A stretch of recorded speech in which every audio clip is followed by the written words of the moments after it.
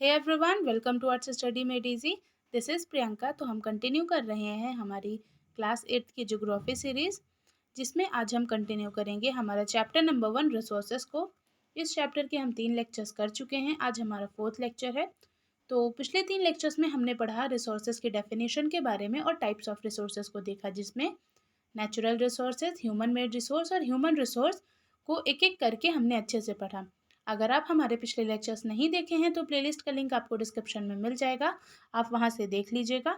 और हाँ, अगर आपको हमारे लेक्चर्स की पीडीएफ चाहिए तो टेलीग्राम चैनल का लिंक डिस्क्रिप्शन में मिल जाएगा, वहाँ आपको ईजिली पीडीएफ्स मिल जाएंगे। ठीक, तो चलिए शुरू करते हैं हमारे आज के लेक्चर को।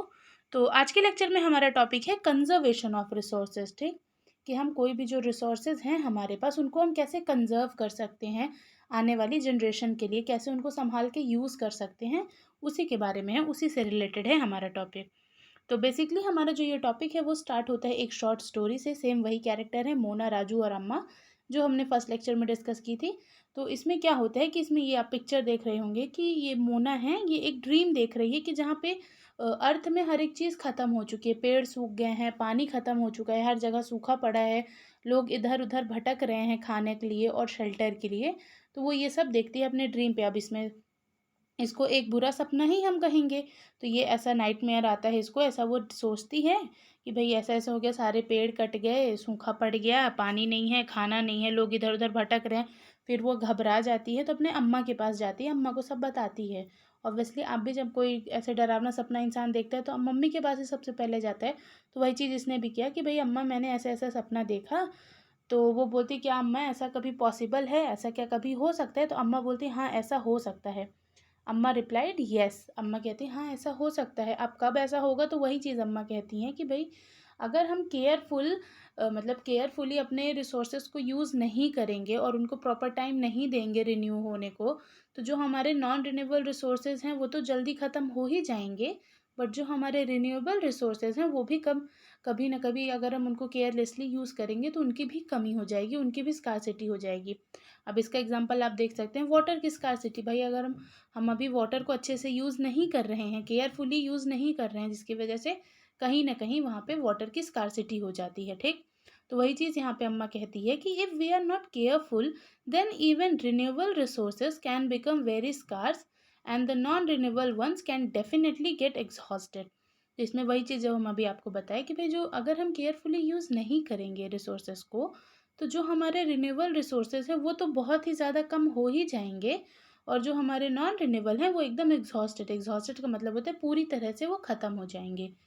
तो इसमें फिर राजू शॉक्ड होके पूछता है कि अम्मा हम इसमें कर क्या सकते हैं, हम ऐसा होने से रोक कैसे सकते हैं? तो अम्मा कहती है हम इसमें बहुत कुछ कर सकते हैं। देखिए यहाँ पे कह रहा है कि what can we do about it, Raju ask. तो अम्मा कहती है लॉट्स, रिप्लाइड अम्मा। अब इसमें अम्मा बताते हैं कि आप बहुत कुछ कर सकते हैं। अब इसमें क्या है तो वो आगे देखते हैं। अब देखिए इससे पहले एक बात और है कि हर इंसान चाहे तो कोई ना कोई रिसोर्सेज को अपने लेवल पे कंजर्व कर सकता है। बहुत सारे ऐसे प्रोग्राम्स चलाए जाते हैं, एनजीओज़ वगैरह चलते हैं जो हमारे डिफरेंट डिफरेंट रिसोर्सेज को प्रोटेक्ट करते हैं। जैसे कि आप देखे होंगे पेड़ को बचाने वाले एनजीओज़ चलते हैं, वाटर के बचाने वाले, सेव वाटर का होता है, ये स्लोगन्स वगैरह बनते हैं। स्कूल वगैरह में आपके कंपटीशंस वगैरह होते होंगे कि भाई वाटर की स्कार्सिटी को लेके आप ड्राइंग बनाइए, स्लोगन्स लिखिए, ऐसे सब कुछ। तो ये सब के लिए बहुत हमारे जो हम लोग जो हैं ये बहुत सारे काम भी कर रहे हैं, और हर इंसान पर्सनल लेवल में भी बहुत कुछ कर सकता है। ये अभी हमें आगे के लेक्चर्स में मतलब आगे मिलेगा, इसी पीडीएफ में देखते हैं।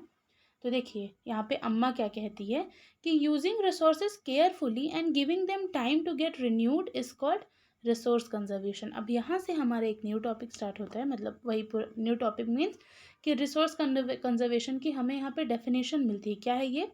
कि कोई भी रिसोर्स को अच्छे से यूज़ करना, ठीक, केयरफुली यूज़ करना और प्रॉपर उसको रिन्यू होने का टाइम देना ही रिसोर्स कंजर्वेशन कहलाता है। ठीक, चलिए एंड देन यहाँ पे आता है हमारा नेक्स्ट डेफिनेशन, जो कि है सस्टेनेबल डेवलपमेंट। सस्टेनेबल डेवलपमेंट क्या मतलब? केयरफुली कोई भी रिसोर्स को यूज़ करना और फ्यूचर के लिए उसको प्रोटेक्ट करना, ये हमारा होता है सस्टेनेबल डेवलपमेंट। देखते हैं इसकी definition.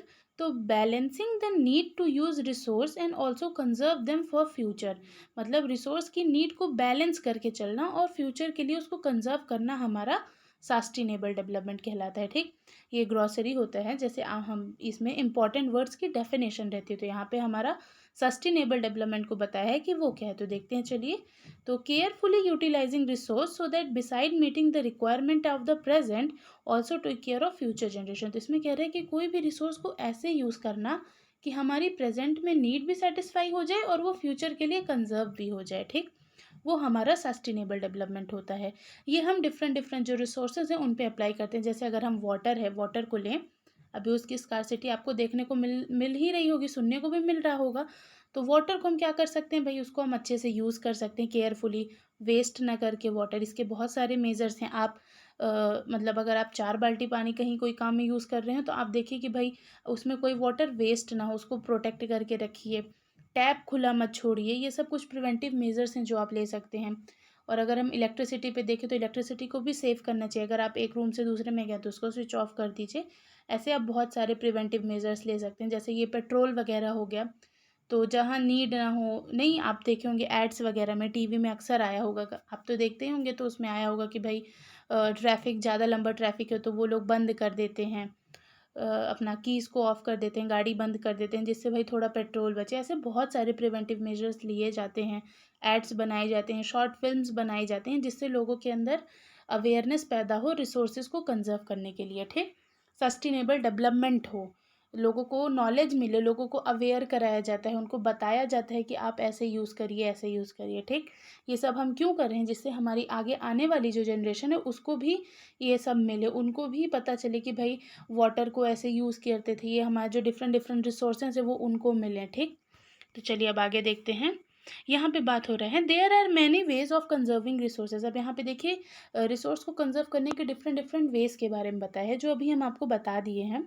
Every person can contribute by reducing consumption, recycling and reusing things. देखिए इसमें क्या कह रहा है कि हर एक पर्सन अपने लेवल पे क्या कर सकता है, अपने कंजम्पशन को कम कर सकता है। जो हम केयरलेस कंजम्पशन करते हैं उसको कम कर सकता है।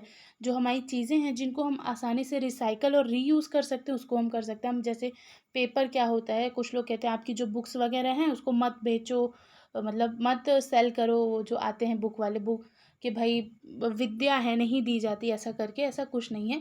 आपको जितना हो सके अगर आप उसको सेल कर दोगे या कहीं दे दोगे कबाड़ वगैरह में, तो वो आगे चल के उसको रिसाइकल करके उसको फिर से लाया जाएगा। आपका पेड़ नहीं कटेंगे।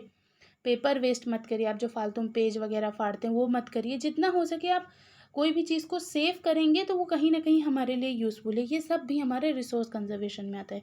कोई भी चीज़ को वेस्ट होने से रोकना रिसोर्स कंजर्वेशन है। ठीक, अगर हम शॉर्ट फॉर्म में आपको बताएं तो आप अपने पर्सनल लेवल पे भी ये सब कर सकते हैं।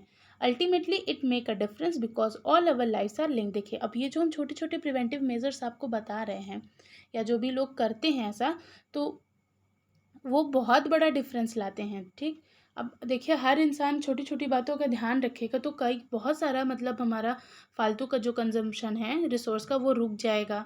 हम रीयूज़ रिसाइकल करेंगे तो कहीं ना कहीं हमारे पेड़ वगैरह भी बचेंगे। ओवरऑल यहाँ पे बता रहे कि एक बिग डिफरेंस क्रिएट करता है। छोटे छोटे स्मॉल स्टेप से ही बड़ा स्टेप लिया जाता है। वो एक कहावत है, बूंद बूंद से सागर बनता है, तो सेम वही चीज़ है कि भाई आप छोटे छोटे स्टेप्स लेइए, आप अपने आप को डेवलप करने का सोचिए, अपने आप को इम्प्रूव करने का सोचिए। दुनिया का क्या है, आप बदलेंगे तो दुनिया भी बदल जाएगी।